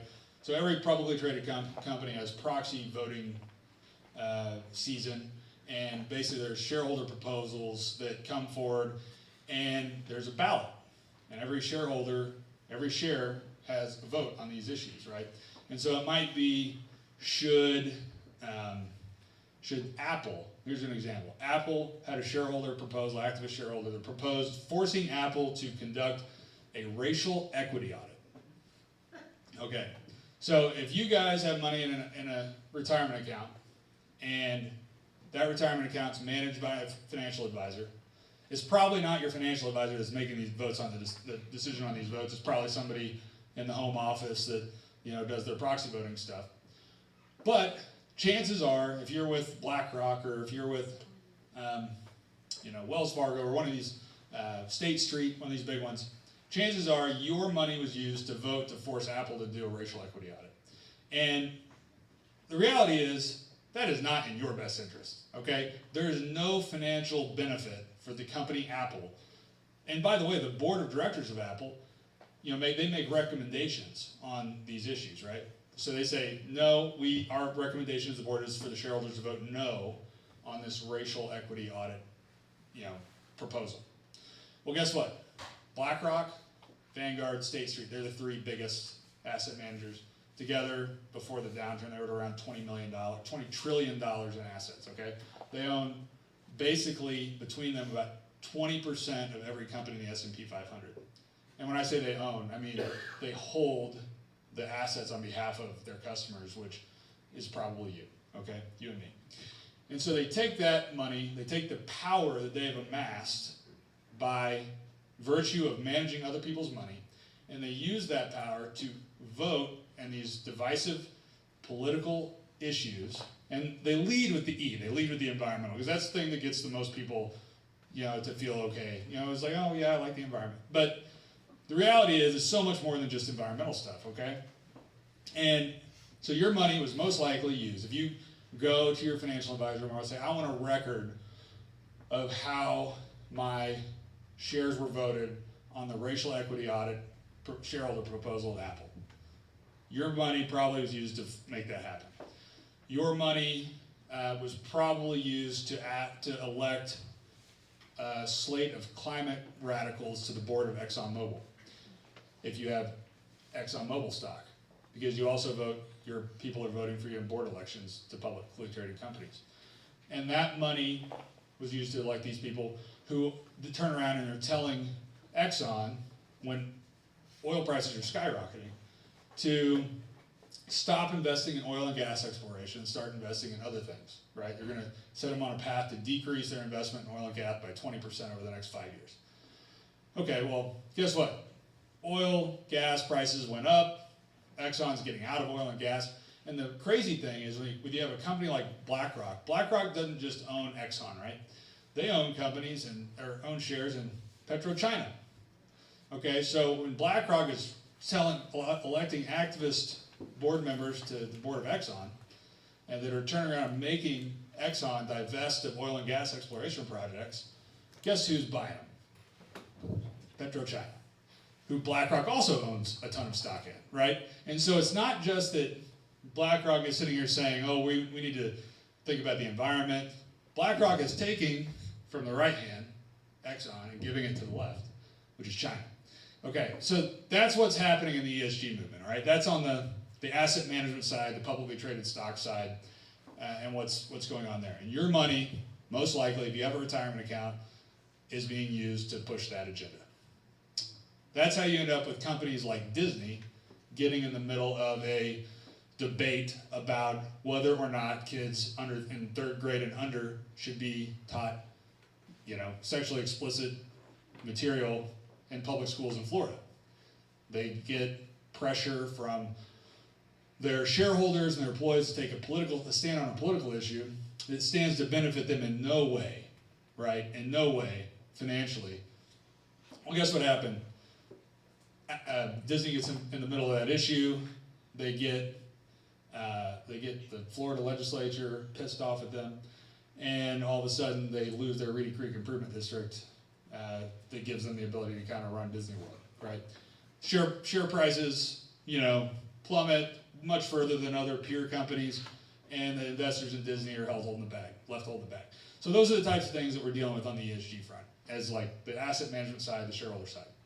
Then you have the banking side, right? And this is where it'll affect like agriculture and other industries over time. So I was talking to the CEO of a large investment bank, I don't know, a year ago, and literally that day, right before I met with him, he had just been on a call with BlackRock, because BlackRock does what they call shareholder engagement. And they basically call these companies, so the voting is one thing, but the engagement, so they do management calls with these companies, and they say, hey, BlackRock owns 10% of your bank, and you need to start reducing your carbon footprint, or we're going to vote for new directors to your board that are going to fire you, Mr. CEO. That's, they don't say that exactly, but that's what they imply, right, with the way that they communicate these things. And so banker was like, well, I mean, we're just a bank, we just have our building here. We have an airplane we fly, it maybe puts out some carbon, I guess, but we don't like emit, you don't have a bunch of emissions. And they're like, no. We're talking about the emissions or the carbon footprint of your portfolio, the people you lend money to. Okay, and this is what's happening in DC. The Biden administration is trying to force the ESG thing down our throats by administrative rule changes, right? So you now have the Security Exchange Commission, the SEC, is wanting to force publicly traded companies to disclose their Scope 3 emissions. Okay, Scope 3 emissions are basically the emissions that are from your entire supply chain, including downstream suppliers that you're buying from, and their suppliers who they buy from, right? And they're wanting to hold publicly traded companies accountable for everybody else's climate emissions and make them disclose, which is, by the way, a very expensive exercise to research and disclose. You have the FDIC getting involved from a regulatory perspective. You have the Department of Labor has changed the retirement regulations, so the regulations called ERISA rules that govern how retirement plans are administered.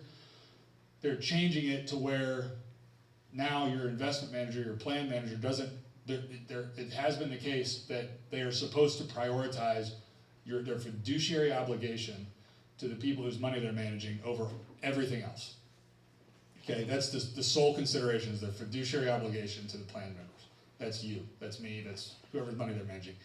They've now changed the rule, and this was in the news a little bit ago, because the House and the Senate both voted to reject the rule, and then Biden vetoed that to allow the rule to go into effect. But what happens is now the rule that they promulgated will allow plan managers, retirement plan managers, to consider other non-pecuniary factors, pecuniary meaning financial, when making decisions about how to invest your money. Okay, so they've now put it in law that these people that are managing your money really don't have to look out for your financial best interests. They can look out for these other socially popular issues with Democrats. Okay, so that's what's happening there. And it's going to continue to get worse. And the big banks have this issue. When I was treasurer, J.P. Morgan Chase, we had an issue in Missouri, and I talked about it on Tucker Carlson, where J.P. Morgan had a payment processing service called WePay. A former state representative named Paul Kurtman, who was a Marine Corps veteran, Paul was probably gone. He worked in the Senate though when you were there, probably for a little bit, maybe when you were in the House. But so Paul was a Marine Corps veteran. He went to the House of Representatives, smart guy, patriot. This guy leaves the House, and he's doing these. He has this organization called Defense of Liberty, and he hosts these events where he gets a big name conservative speaker to come in and sells tickets to it. People come, they get to hear Candace Owens or Dinesh D'Souza or whoever come speak at this thing, right? So he has an event that he's going to do, and it's with Donald Trump Jr. He's got Donald Trump Jr. coming to St. Louis for this event, right? And he starts selling tickets online to it. WePay is the payment processor there, owned by J.P. Morgan. And all of a sudden, people start emailing him saying, hey, I can't get my ticket, like it won't take my credit card for some reason, like it won't work. And so he calls the JP Morgan Chase crew over at WePay, says, hey, what's going on? My customer, I've got people calling me saying the ticket sale won't go through. And so they sent him a response saying, well, we need more information about your organization, like, are you in charge of it? Who's in charge of it? Asking all this stuff, right? And so he keeps sending him information, and this goes on for like a few weeks, and the date of this event is coming up, and the tickets haven't been able to be sold, and he's like, guys, I have to have an answer on what's going on here. So they send him a note that says, Mr. Kurtman, unfortunately, we're not going to be able to process payments for your organization because we are unable to process payments to support hate, violence, racial intolerance, terrorism, or the financial exploitation of a crime. So they're talking to a guy who went to Iraq and fought in Operation Enduring Freedom and saying that, hey, sorry, you're a terrorist. We can't process payments for you because you're having, and the reality was, he was having Donald Trump Jr. come, right? And there was some woke kid at WePay that decided that wasn't cool. And so they were going to just shut him down. And so we called JP Morgan. I sent a letter to JP Morgan Chase. I was like, listen, if your guys' practice is going to be that you're going to discriminate against basically what 60% of Missourians and about half the country based on their political ideology, then you aren't going to be doing business with the state of Missouri. And it was 30 minutes, and they flipped they caved immediately. But the damage had already been done. The event had to be canceled. They had to reschedule it. Paul had to go cancel with the venue, the caterers, all these people who were going to do it, move the whole thing.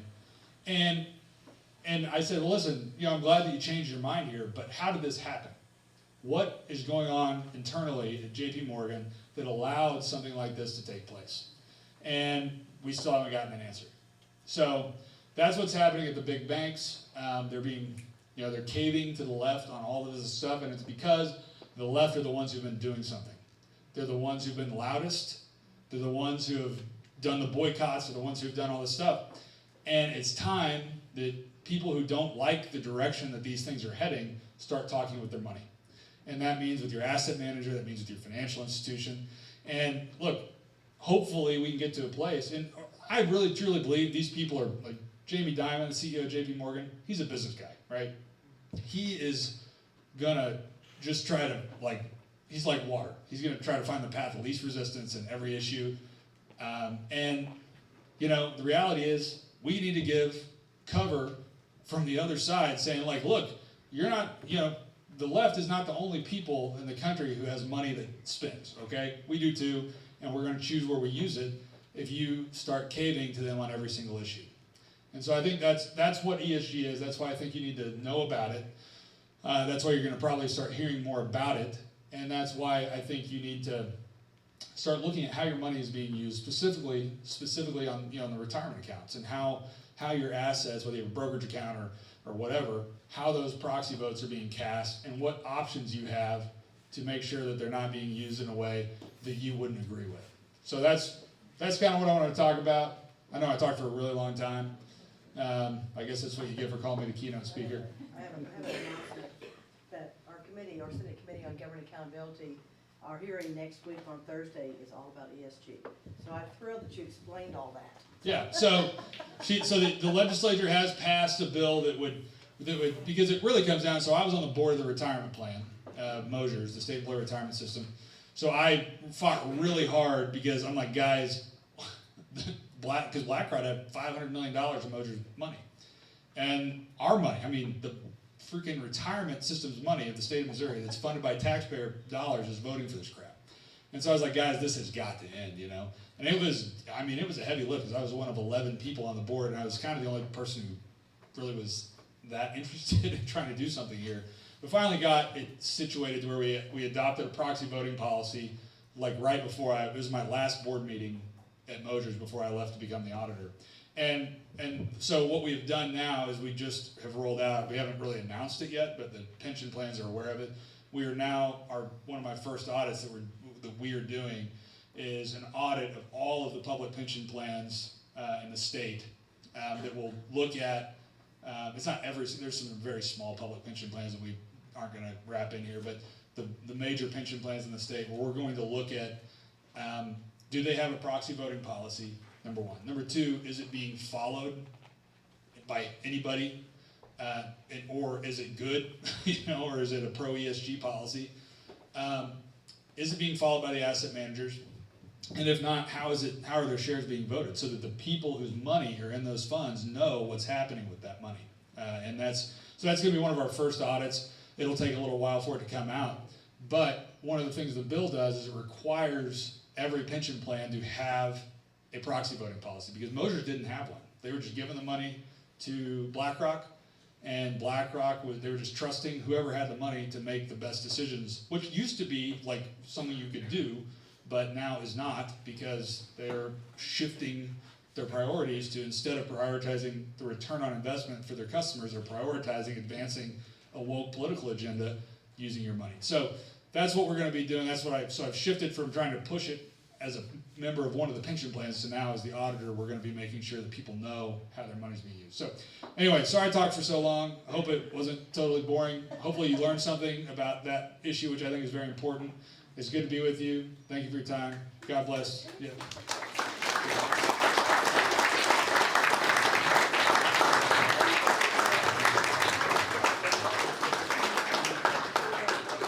Thank you. What'd you say? On Monday to vote, the House Bill 1165 that has to do with digital currency and kind of paving the way for central banking and so forth. Do you know anything about that you could, is that as bad as it sounds? I started getting some emails on that literally last week. I don't know much about it. I know they're talking about central bank digital currency essentially, and it's like supposedly kind of the central bank or Federal Reserve's.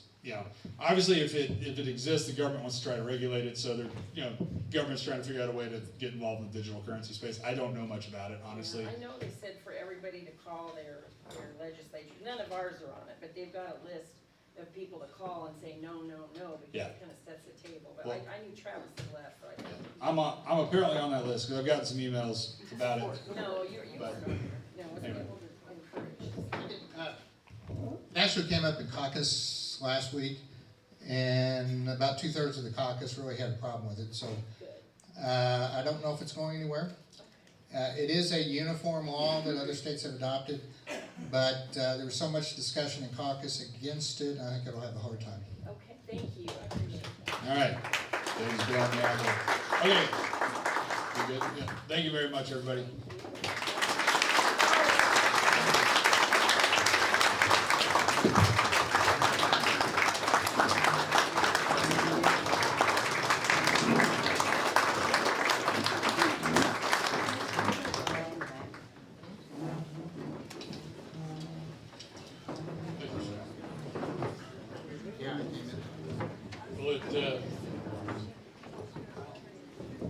At this time, the silent auction is closed, so we need to announce the winners of the silent auctions. So if you want to bring those up here, we will announce those.